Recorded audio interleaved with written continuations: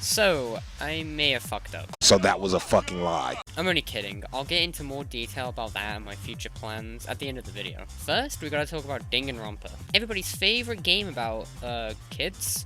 Yeah, sure. However, if we put these kids in a playground and let them fight, who's gonna win? Well, as you can see today, I have this lovely list that I've compiled myself for the cast of Danganronpa, which I'm sure the results are gonna piss a lot of you off. But we're gonna see which characters would destroy the others in a fight. So as you can see by my list here, I'm ordering them via OP, showing how broken the characters are. This one is pretty self-explanatory. Now that's a lot of damage! Burger King, you know, a classic staple of the Danganronpa universe. First name Olimar, second name Smash Bro, because it's pretty bad. And 2015, because that's the year a Kameda Kinney tried cutting off their finger.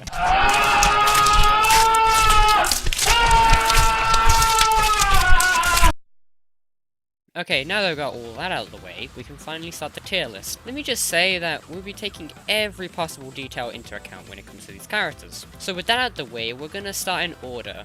First, we have Mondo, which is definitely a force not to be messed with. Pretty strong both in hair and body. For some reason carries a giant hammer in their render, so I guess he uses that. Either way, that's a lot of damage. Ruka Andros, some candy lady who was a total bitch, but she's really cute, so it makes up for it. She doesn't do anything strength-wise, and most people would put her low. But did you see what she did to herself during Danganronpa 3? That's brutal. And she did all that to herself, and just for that you get to move from Olimar Smash Bro to Burger King. Next we have Jotaro. I don't see them putting up much of a fight, especially since you're just a kid, but for some reason has a lot of tools at their disposal that they could potentially use. So Olimar Smash Bro. Hirakuma.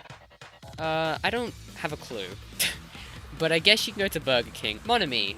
Well, it's a bit hard to decide this one since she never technically really existed in the real world, making it a lot harder to exactly pinpoint her. But seeing that she has mentioned that she has fought and destroyed Mono Beast without any extra help is quite hard. And having the free will to turning your average Joe into a cow, that's pretty terrifying. So go to that's a lot of damage. Seiko, a caring person whose wish was to save and help people. What a lovable and innocent oh shit, she can turn into a hunking beast. Considering the fact that she can basically do this, eat knives, destroy objects, and keep up with all of it at the same time, that's a lot of damage. Monokuma Ball. A trusted friend of the show, actually. However, I'm gonna have to send you to Burger King.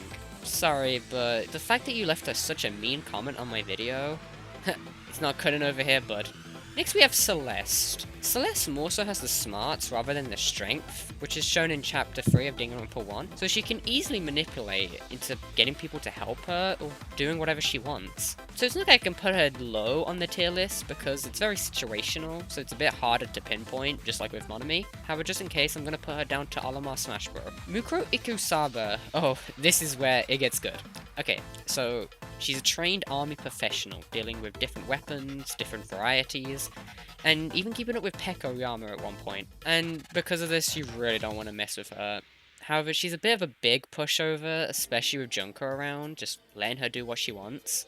And I get the situation they're both in, so it makes a lot of sense. However, because it seems like she could easily be pushed around, she's gonna go in, that's a lot of damage. Himiko Yameno. She's a short and a cute character, to say the least. However, you don't want to mess with her. She can saw people in half. Nah, but for real, she doesn't really have anything outside of basic magic tricks, so she wouldn't really put up that much of a fight.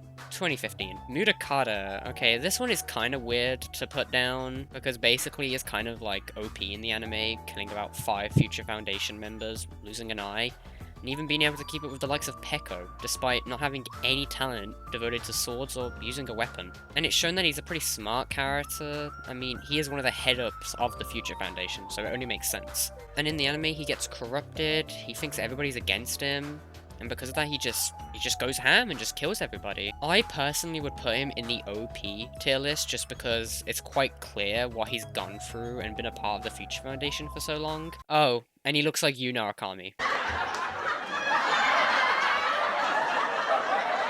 Ah, I know, right? I invented comedy. I'll be here all week. Junko Enoshima. Oh boy, this one's a bit confusing. Okay, so we've seen that she can be good in a fight with Mukuro. However, it's hard to tell if Mukuro was just being a pushover in the case of Junko, or if she's actually keeping up with Mukuro. We can still see that Junko is a pretty smart character with the killing games 1 and 2. However, in a fight though, it's a bit weird to pinpoint it. She would be very chaotic. And because of how unsure I am about this, I'm gonna put her at the end of That's a Lot of Damage, and just make sure that Phil doesn't finish the line. No, that's a lot of... Monica Toa, you're probably commenting right now on this video, she's just a kid. Put her near the bottom. 2015. Well, yes, this is true, but have you considered the time she jumped off a 20-foot floor and didn't get hurt at all?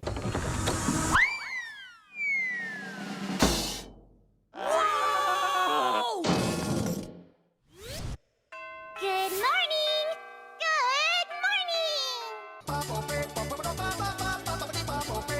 Burger King. Toku Fukara, while I think the answer here is pretty obvious considering she's killed many people before, and she can control Genocide Jack, or Jill in this case, a lot better in Despair Girls by using the taser, instead of it randomly happening in the first game. OP.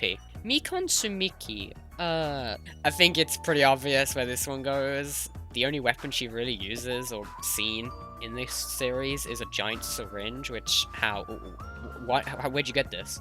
You could argue that she has killed 2 people before, which I'm not going to argue about that. However, this is about a fight.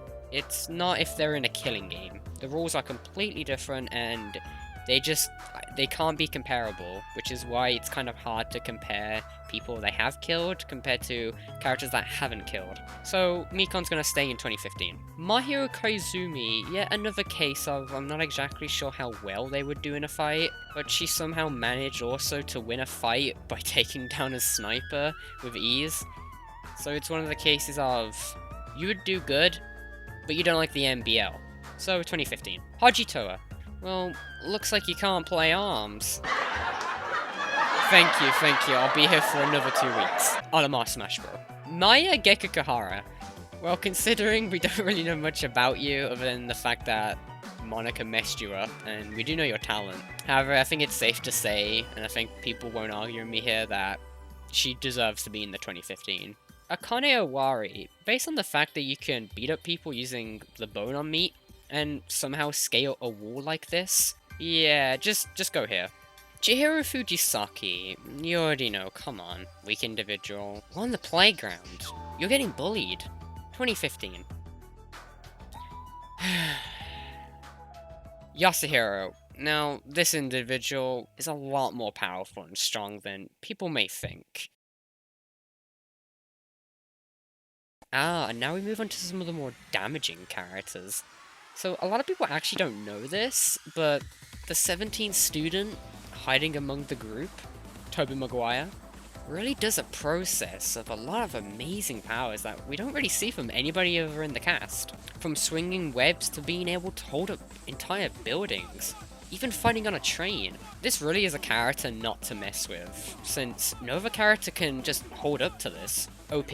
Ari Asahina, as we really don't know how much full strength she has, it's safe to assume she's packing some heat, as she is a world-breaking swimmer after all. That requires a lot of strength on its own, so as much as I want to put her in a lot of damage, go to Burger King. Kibo. It's said in V3 that they aren't very strong, however, we do see in Chapter 6 that Kibo can upgrade themselves to fly and have a beam cannon at their disposal. I don't know about you, but what other characters can compete with this? Like, seriously. They would just blow up the entire playground. Because of this reason, I do believe that Kibo is probably one of the most powerful, strength-wise characters that would probably win in a fight, just because you can't really do anything about it. So, OP. Shirakuma. Okay, this is my beautiful bear we're talking about, but I have to admit it. They're not really going to do much in terms of a fight, so I'm really sorry, but 2015, you go.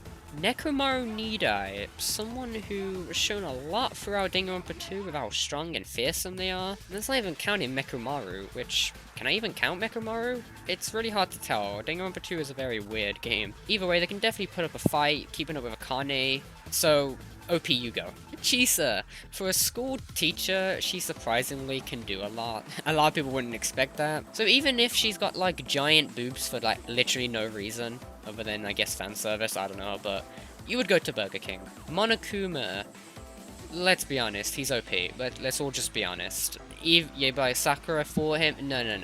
It's Monokuma. Are we counting the different forms of Monokuma in the games? Like Junk Monokuma? Like, that shit's scary as hell. Like, what are we counting here? So, just to be on the safe side of things, I'm gonna put them in OP. Alright, we are done with half the cast. Let me just, However, just like Barack Obama said, Danganronpa doesn't have any rights, okay? Just go home, the list doesn't matter anymore, okay? But wait. There is one person, one character, to save the community. And they go by the name Monotaro. They're there to save us when nobody else would. OP2.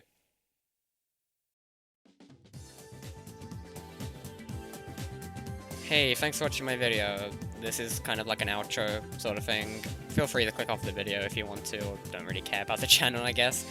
However, I just wanted to say thank you for watching this video. It really means a lot to me. I'm trying to do a lot more YouTube videos, and I do apologize for not uploading the past 2 weeks.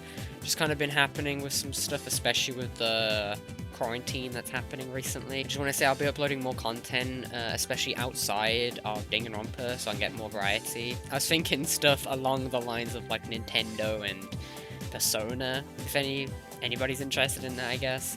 I know a lot of people here are Danganronpa fans, but I would love to hear everybody's suggestions or anything. Like, if you got a suggestion in the comments for a video or topic or anything, like, please leave it, because I love the feedback. I love commenting on people's comments, like replying back to them. It's all in good stuff, and I just want to make videos to try and make people laugh or have a happy time.